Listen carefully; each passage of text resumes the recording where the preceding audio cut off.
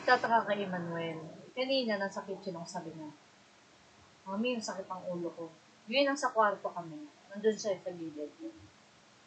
Kinuha niya yung kamay ko. Ano sabi mo sa akin? Mananangin. Ano? Lakasan mo. Mananangin. Sabi niya manalangin. Pero sabi niya sa akin, Mami, panalangin mo ako. Alam ko na kung ano ibig sabihin niya, masakit ang ulo niya kasi. Ngayon niya lang sinabi yun. Ibig sabihin, meron ng ano, no?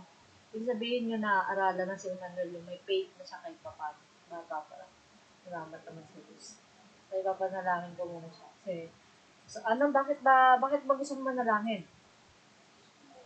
Ha? Bakit? Bakit? Sabi mo, anong ano mo?